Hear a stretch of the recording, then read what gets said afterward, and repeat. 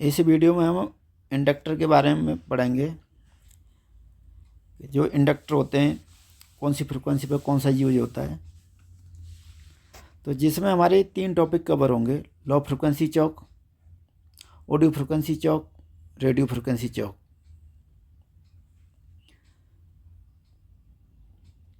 तो इसमें इंडक्टर होता क्या है? जब किसी वायर को कॉइल के रूप में लपेट कर एक कंपोनेंट का रूप देकर उसका कुछ मान दे दिया जाए तो उसे इंडक्टर कहते हैं। मतलब कोई भी वायर होगा, उसे कॉइल के रूप में लपेट दिया जाए और उसकी कोई वैल्यू हो, मतलब वैल्यू कितने हेनरी का इंडक्टेंस पैदा करेगा, तो उसे कंपोनेंट का रूप नाम दे दिया जाता है कि एक कंपोनेंट है इतने हेनरी का है, इसलिए वो उसे इंडक्टर बोलते हैं। और इंडक्टेंस इसकी प्रॉपर्टी है कि कितने मान का इंडक्टेंस पैदा करेगा ये। तो इंडक्टर एक कंपोनेंट होता है।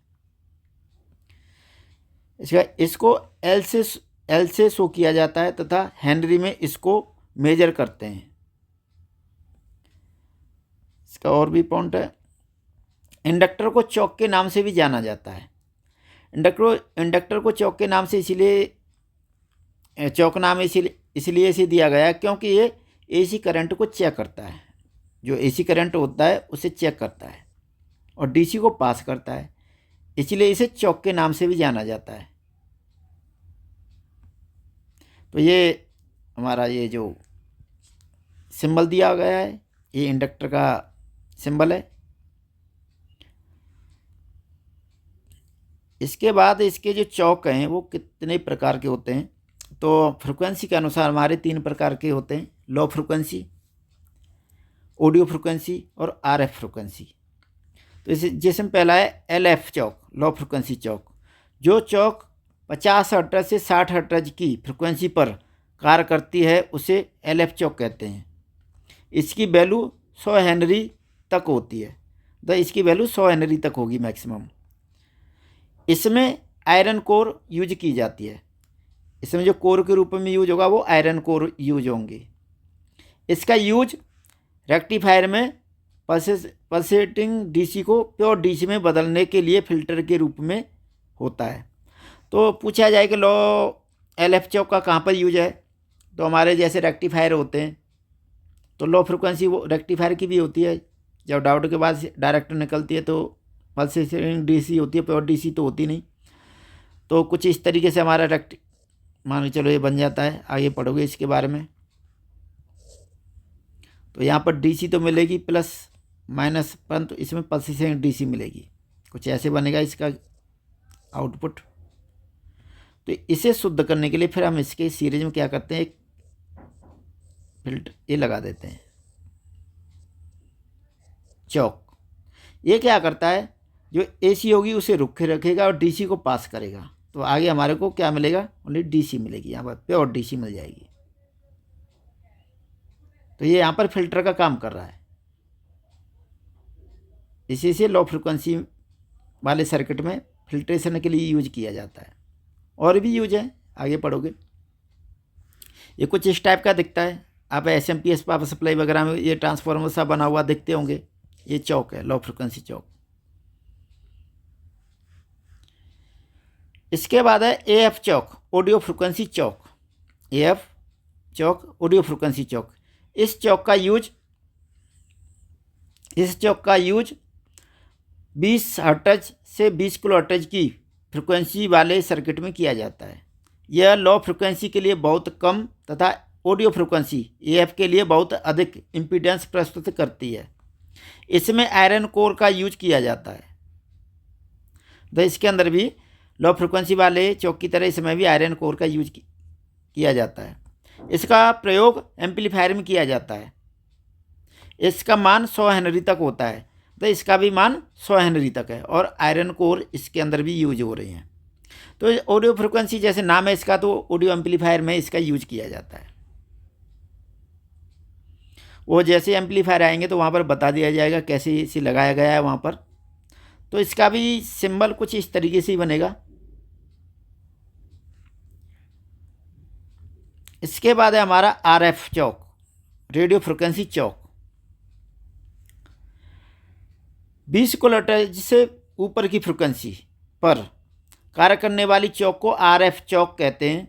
यह चौक LF मतलब low frequency and audio frequency के लिए बहुत कम तथा RF के लिए रेडियो फ्रिक्वेंसी के लिए बहुत अधिक इम्पीडेंस प्रस्तुत करती है।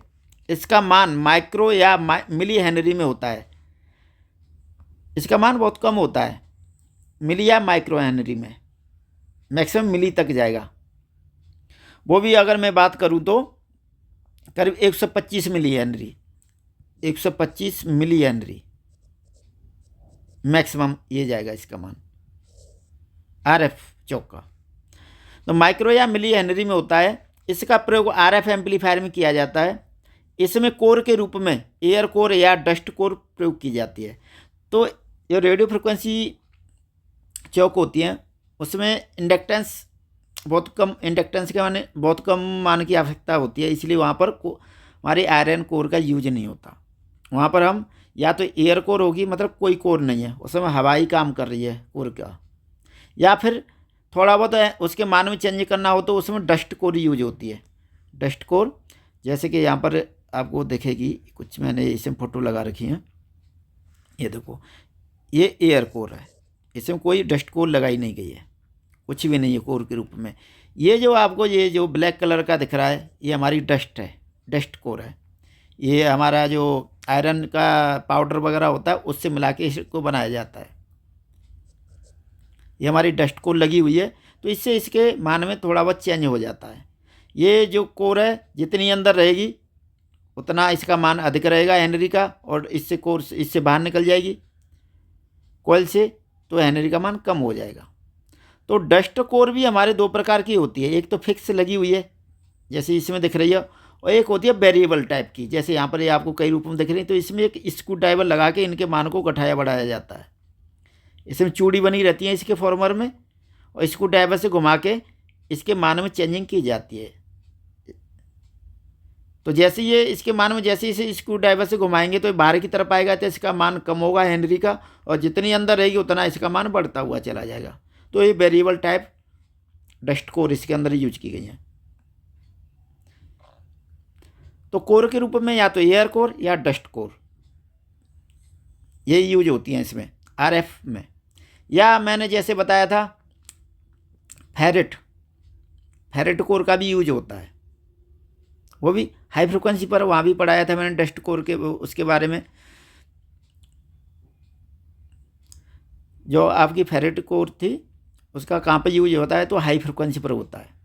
तो high frequency RF radio frequency, और RF की जो रेंज है वो आपकी 20 किलोहर्ट्ज से लेके 3 × 10⁸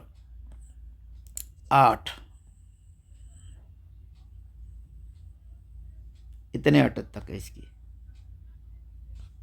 ये इसकी फ्रिक्वेंसी रेंज है। ये सब RF में आती हैं। तो इस प्रकार से मैंने आपको 3 टाइप की जो चौक होती है उसके बारे में बता दिया है। वैसे आप इंडक्टर के थोड़ा सा इस सिंबल से अब देख लो, ये आपका जो सिंबल है वो फिक्स मान का इंडक्टर का है।